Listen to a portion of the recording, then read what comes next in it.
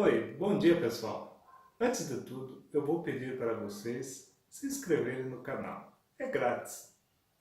Em todas as igrejas, um dos lugares que mais chamam a atenção é a torre. Primeiro porque é um lugar deserto e depois porque normalmente é um lugar sombrio, às vezes tendo corujas e morcegos, o que aumenta ainda mais o mistério. Hoje vamos fazer um tour pela torre da igreja de Santa Felicidade, que era o WhatsApp de antigamente.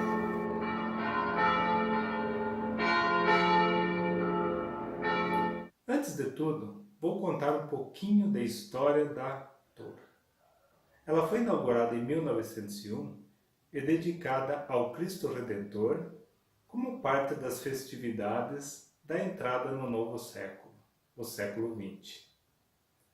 Segundo o padre Martini, não havia uma torre igual em todo o estado do Paraná. O projeto da torre é um projeto de linhas simples, mas de uma arquitetura sofisticada que dá a ela uma imponência, principalmente devido à sua independência em relação à igreja. O projeto foi feito pelo engenheiro Vanini e o mestre de obras era o senhor Antônio Facim. A obra toda custou 17 contos e 600 mil réis, o que já era uma pequena fortuna para o pequeno núcleo colonial da época. Bem, vamos fazer o nosso tour. Vamos começar lá pelo topo, sabendo que ela tem em torno de 30 metros de altura. E lá bem no topo nós temos a cruz. Para ter acesso à cruz e fazer manutenção, existe uma janelinha na parte posterior da torre e um cestinho de ferro onde cabem duas pessoas para poderem fazer a manutenção na cruz, que pode ser abaixada até este cestinho. Para se chegar até aquele ponto, depois de se subir as escadas de concreto, chega-se ao nível dos sinos. A partir daí existe uma pequena escadinha de ferro que vai até o início da parte cônica da torre. A parte cônica possui um assoalho de madeira e lá dentro é muito escuro, podendo às vezes ter ali morcegos e coruja. Eu fui lá uma vez com o Carlitos Manioto e realmente o cestinho lá não é para qualquer um, tem que ter coragem para chegar lá. Descendo ao ambiente inferior, nós temos os 3 grandes sinos. Ali havia também um pequeno sino, a campanela, que era utilizado para indicar o início de cada evento. Tocava-se 5 minutos antes. Este pequeno sino foi doado pelo padre Pedro Tillotto na década de 70, quando da inauguração da Capela de Santa Helena. Os sinos foram adquiridos da Fundição Colbachini, que eram parentes do padre Pietro Colbachini, que foi o idealizador da igreja. Os sinos foram consagrados pelo primeiro bispo de Curitiba, Dom José de Camargo Barros. Cada um deles possui um nome e um padrinho. O sino maior se chama Camilo e o seu padrinho foi o senhor Camilo Peruzzi. O sino médio se chama David e o seu padrinho foi o senhor David Manosso. E o sino menor se chama Antônio e seu padrinho foi o senhor Giuseppe Botelho.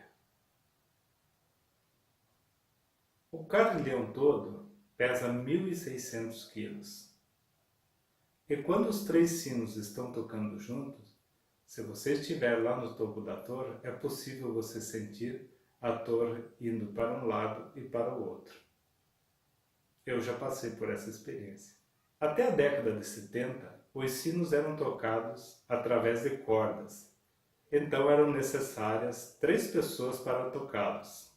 E os sineiros nelas se penduravam e subiam alguns metros quando o sino estava na sua amplitude máxima de movimento.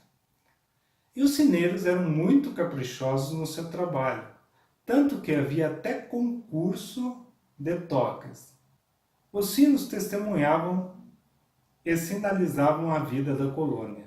Ou seja, os sinos eram o WhatsApp da época. O sino menor tocava meia hora antes das missas semanais, ao meio-dia, às 18 e às 20 horas. E às sextas-feiras tocava o sino médio para indicar a hora que Jesus morreu.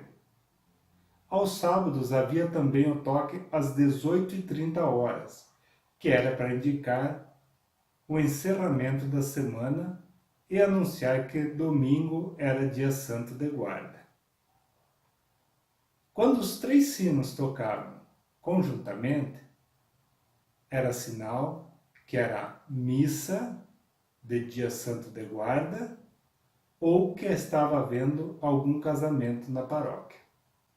Havia também o toque do campanão, onde os sinos eram tocados ritmadamente e servia para indicar grandes solenidades, como por exemplo a Quinta-feira Santa, a Páscoa, Corpus Christi e o Natal. O campanão também era tocado durante as procissões e também durante a chegada de um bispo, arcebispo ou cardeal à colônia. Já no andar de baixo havia o relógio. Ali era o compartimento onde ficava o relógio batedor de horas e também os 3 mostradores. Desde o início sempre houve 3 mostradores, o da frente e os 2 laterais. Como na época havia pouquíssimos carros, o som do relógio podia se ouvir a grandes distâncias. Contam os antigos, enquanto o sineiro estava tocando o sino para chamar para a missa, uma das correntes que sustentam os pesos do relógio arrebentou e o peso despencou de lá de cima, caindo ao lado do sineiro. Imagina o susto. Depois de 70 anos de uso, é claro, o relógio apresentou um desgaste e não conseguia-se mais colocar ele em funcionamento. Precisava-se fazer um recondicionamento total. Então o padre Pedro Tiloto decidiu alienar o relógio antigo e comprou um relógio eletrônico, onde tudo era eletrônico, tanto os mostradores como os batedores de hora. Também optou por motorizar os sinos, uma vez que já não havia mais disponibilidade de pessoas para tocar os sinos quando necessário. O relógio antigo foi recuperado pela família Dalarme, que havia adquirido, e instalado na torre que vocês podem ver aqui, que fica na frente da vinícola Dalarme. Porém, já com a eletrificação dos sinos, apenas os toques básicos sobreviveram, ou seja, 30 minutos antes de cada missa, às 12 e às 18 horas. Até bem pouco tempo ainda se tocavam os falecimentos e os casamentos, o que já não acontece mais. Bem, já próximo do ano 2000, os motores antigos já estavam desgastados e foram removidos. Então optou-se por serem instaladas novamente as cordas para se fazer o toque manual dos sinos. Inicialmente, foi feita uma grande festa, mas como é evidente, os toques não prosperaram, primeiro pela falta de disponibilidade das pessoas e depois devido ao fato de que a nova montagem errou no dimensionamento dos contrapesos, e os sinos ficaram muito pesados para serem tocados. E retornou-se então aos toques elétricos, que é como funcionam até hoje.